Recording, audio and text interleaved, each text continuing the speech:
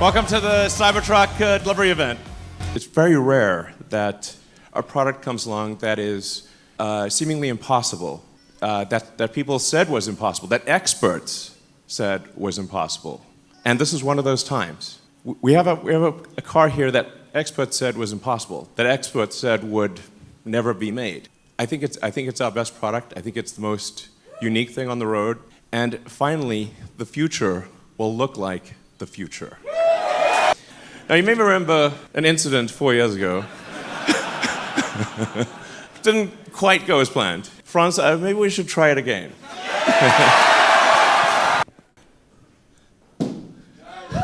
You know, why'd you make it bulletproof? I'm like, why not?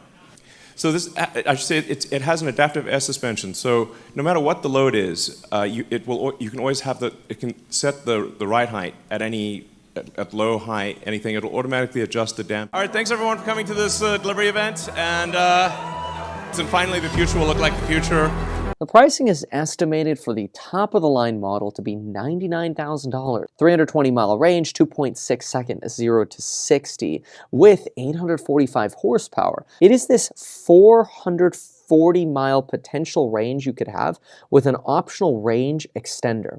안녕하세요. 드디어 공상과학 영화가 현실적으로 만들어지고 있습니다. 그 차량이 바로 많은 전 세계 투자자분들이 기다렸던 사이버 트럭이 아니겠습니까? 일러님께서는 세상에서 가장 유니크한 차량이 될 거라고 말씀하시는데요. 웨드부시에서는 테슬라가 사이버 트럭을 통해서 충분히 시가총액을 1조 달러 돌파를 다시 한 번 더 시도할 수 있지 않을까라고 합니다. 그만큼 이 사이버 트럭에 대한 가치가 엄청나다라는 것이고 북미 시장에서 픽업 트럭 시장 규모가 엄청나다라는 뜻인데요. 가격 같은 경우에는 6만 달러, 8만 달러, 10만 달러 세 가지 트림이 나오고요. 주행거리는 250마일부터 340마일까지 가능합니다. 하지만 여기서 옵션으로 배터리를 추가한다라면 무려 470마일까지 가능한데요. 그렇다면 우선적으로 사이버 트럭 비스트를 통해서 퍼포먼스를 보여주고 그 다음에 점차 트림을 낮추고 2025년도가 돼야지 대량 생산에 도착을 한다라는 뜻이겠죠. 그렇기 때문에 현재 사이버 트럭 메인 트림은 AWT 8만 달러 이 모델을 중심적으로 내년부터 본격적인 딜리버리가 시작이 될 것입니다.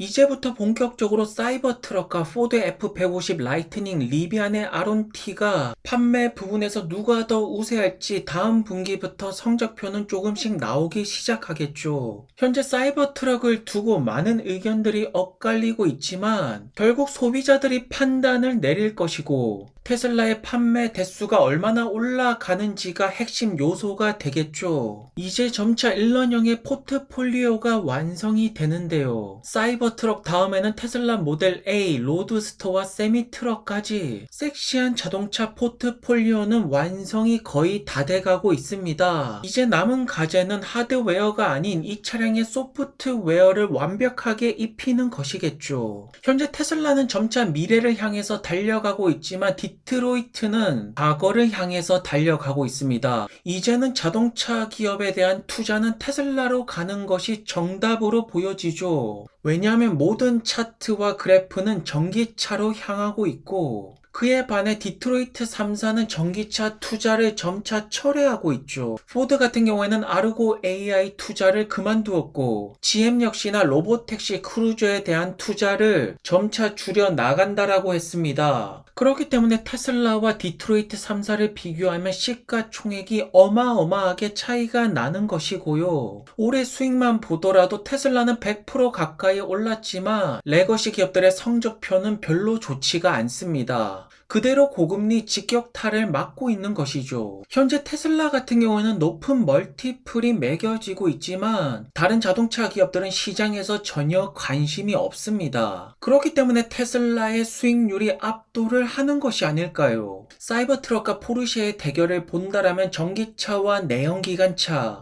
결국 테슬라가 모든 승리를 거머쥐면서 앞으로 나아가고 있다는 것을 이 짧은 동영상에서 보여주는 것 같습니다. 있습니다. 현재 일러형께서는 사이버 트럭이 미래처럼 보여진다라고 하는데요. 결국 사이버 트럭이 인류의 미래라면 이제는 테슬라의 밸류에이션을 디트로이트 3사랑 비교하는 것이 아니라 바로 세계 최고의 기업 애플이랑 비교를 하는 것이 정당하겠죠. 현재 테슬라와 애플의 시가총액은 3, 4배 가량의 차이가 나고 있는데요. 올해 수익 같은 경우에는 테슬라가 애플보다 2배 가량 앞서 나가고 있는데요. 10년치를 보더라도 테슬라의 수익률이 애플을 앞서 나가고 있습니다. 그래서 최근에 매출 성장률을 보더라도 애플보다 테슬라가 월등하게 앞서 나가고 있는 수치가 나오고 있는데요. 하지만 지금 애플을 세계 최고의 기업으로 만든 것은 역시나 마진율, 수익률이 될 것입니다. 테슬라의 마진율보다 2배 높은 것이 애플의 마진율이고요. 순마진율 역시나 2배 가량 높죠. 왜냐하면 현재 테슬라의 매출이 전기차 판매에서 잡히고 있는데 애플 같은 경우에는 아이폰 판매뿐만 아니라 소프트웨어, 앱스토어 매출에서 엄청난 마진 상승률을 보여주고 있습니다. 그렇기 때문에 앞으로 향후 테슬라가 애플과 똑같은 밸류에이션을 받고 시가총액을 만들려면 이제는 전기차가 아니라 소프트웨어를 통해서 마진율을 애플만큼 상승시키는 것이 가장 중요하겠죠. 그리고 저는 일론 머스크 형이 그것을 가능하게 만들 거라는 것에 베팅을 하겠는데요. 사이버 트럭 옵션을 조금 더 살펴보시면 텐트 같은 경우에는 $2,900 그리고 블랙 컬러가 $6,500입니다. 사실 오리지널 사이버 트럭을 본다라면 온로드보다는 오프로드에 굉장히 특화가 되어 있고 저 차를 탄다라면 뭔가 숲으로 떠나야 되고 모험을 떠나야 될 것 같은데요. 하지만 도심지에서 조금 더 고급스럽게 탈 수 있는 차량이 바로 블랙 사이버 트럭이 아닐까요? 그래서 저는 오리지널 컬러보다 블랙 컬러가 사이버 트럭의 대세 차량으로 매김하지 않을까 싶습니다. 현재 수많은 전 세계 투자자 분들은 테슬라에게 열광을 하고 있고요. 현재 사이버 트럭의 미래는 도착을 했습니다. 일런형의 말씀처럼 미래는 미래처럼 보여야 되고 사이버 트럭은 그 미래를 보여주는 것인데요. 이것을 두고 미래가 아니라고 하시는 분들은 도대체 어떠한 미래를 보고 계십니까?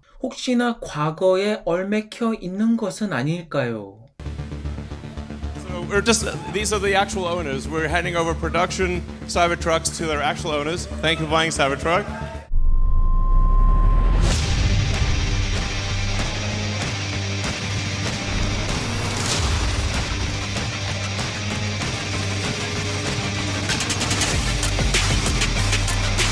One of the most effective techniques for us, to the point of this journey being truly empirical, is that we've been organizing these boot camps. We go city by city. We've done one in Chicago, one in Tokyo. We get 10 to 20 customers together. They spend a week building a production application.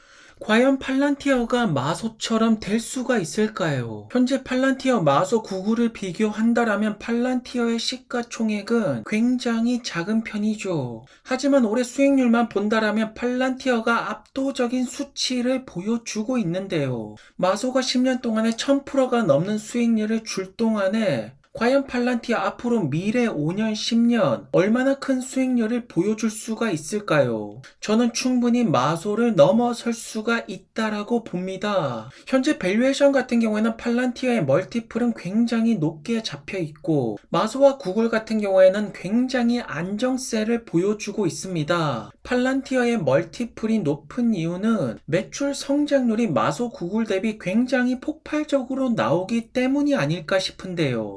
전체적인 매출 총이익 마진은 팔란티어가 앞서 나가지만 순이익 마진을 본다라면 마소랑 구글이 훨씬 더 앞서 나가고 있습니다. 결국 이것이 규모의 경제화의 차이이고요. 마소랑 구글 같은 경우에는 고객들도 많고 매출로 갈 수 있는 파이프라인이 굉장히 많죠. 결국 팔란티어가 더 많은 고객을 확보를 할 수가 있다라면 순이익 마진을 마소와 구글처럼 충분히 퍼센테이지를 올릴 수가 있지 않겠습니까? 그래서 팔란티어는 ARP 부트 캠프를 운영하고 있죠. 현재로서는 파이프라인을 계속해서 구축하는 것이 가장 중요해 보입니다. 하지만 여러 가지 반발세는 나오고 있죠. NHS 잉글랜드 팔란티어 계약권 때문에 소송이 들어오고 있다라고 하는데요. 원래 새로운 기술에 반발하는 주류 세력은 언제나 있어 왔고요. 언제나 승리자는 새로운 테크놀로지가 아니겠습니까? 그래서 올해 팔란티어의 성적표는 20불 안착에 성공을 했는데요. 현재 가장 중요한 것은 역시나 S&P 500 편입 조건을 갖추었고 언제 편입이 될 것일까? 이것이 핵심 포인트가 아니겠습니까? 결국 여기 편입에 성공만 한다라면 종고점 $40를 돌파하러 갈 것인데 그것이 내년에 이루어질지는 지켜볼 필요가 있을 것입니다. 하지만 팔란티어가 계약을 통해서 계속해서 데이터에 접근을 하고 데이터를 바탕으로 분석에 들어갈 것인데요. 그리고 최종 판단을 내리고 액션에 들어간다라면 팔란티어의 주가가 내년에 $40를 찍는 것은 불가능한 일이 아니라는 점입니다. 오늘도 좋은 하루 되시고요. 행복하시기를 바라겠고요. 구독과 좋아요도 부탁드리겠습니다. 그럼 감사합니다.